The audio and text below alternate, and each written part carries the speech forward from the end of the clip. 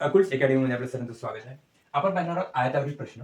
एका आयताची लांबी ही रुंदीच्या दुपट्टीपेक्षा 1 ने कमी आहे. त्या आयताची परिमिती 70 असल्यास लांबी किती? असे प्रश्न जर सूत्रांनी जर सोडवतो म्हटलं तर खूप टाइम लागतो. सूत्र-बित्राच्या भानगडीत पडण्यापेक्षा आपण सरळ आयत काढून घ्यायचा आणि ऑप्शनवरून असे प्रश्न सोडवायचे. काय म्हणत आहे की आयताची लांबी ही रुंदीच्या दुपटीपेक्षा 1 ने कमी आहे. मग लांबी कोणती आहे? ही लांबी आहे आणि रुंदी कोणती आहे? ही रुंदी आहे. लांबी काय म्हणत आहे? रुंदीपेक्षा 1 ने कमी आहे. जर आपल्याला परिमिती 70 दिलेली आहे आणि लांबी किती आपल्याला काय विचारतात? ही लांबी किती विचारताय. जर ही रुंदी आणि ही लांबी काय म्हणत आहे? रुंदीच्या दुपटीपेक्षा 1 ने कमी. जर रुंदी 12 असेल तर 12च्या दुप्पट किती होईल? 24. आणि 24 पेक्षा 1 ने कमी म्हणजे 23. म्हणजे ही 23 जर असेल किंवा जर ऑप्शन नुसार 25, जर ऑप्शन नुसार जर आपल्याला डायरेक्ट जर पोहोचता जर नसेल जर येत तर आपण ऑप्शन नुसार जाऊ. आधी काय म्हणताय? 25. जर मी लांबी 25 जर पकडलो, लांबी 25 पकडलो तर रुंदी किती व्हायला पाहिजे? म्हणजे 25 डबल किती आहे? 24. 13 13 26 म्हणजे रुंदी किती व्हायला पाहिजे? 13.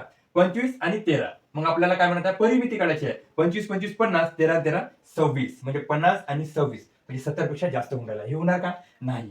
जर मी 25च्या ऐवजी 22 जर घेतलो, जर इथं जर 22 जर घेतलो लांबी, तर आपल्याला इथे किती घ्यावं लागेल?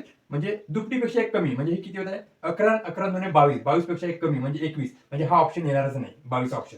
ठीक आहे. त्याच्यानंतर ऑप्शन मध्ये मी घेत आहे 24. 24 जर ऑप्शन मध्ये जर घेतलं तर काय म्हणतात? दुपटीपेक्षा 1 ने कमी. 12 12 24. 24 पेक्षा 1 ने कमी आहे का? नाही. याच्या दुपटीपेक्षा कमी आहेच नाही. त्याच्यामुळे 24 पण येऊ शकणार नाही. मग ऑप्शन नंबर 3 म्हणजे डायरेक्ट इथूनच आपलं उत्तर निघत आहे की दुपटीपेक्षा म्हणजे जर मी रुंदी जर 12 घेतलो, रुंदी जर मी 12 घेतलो आणि लांबी 12 12 24, 24 पेक्षा 1 कमी म्हणजे किती? 23.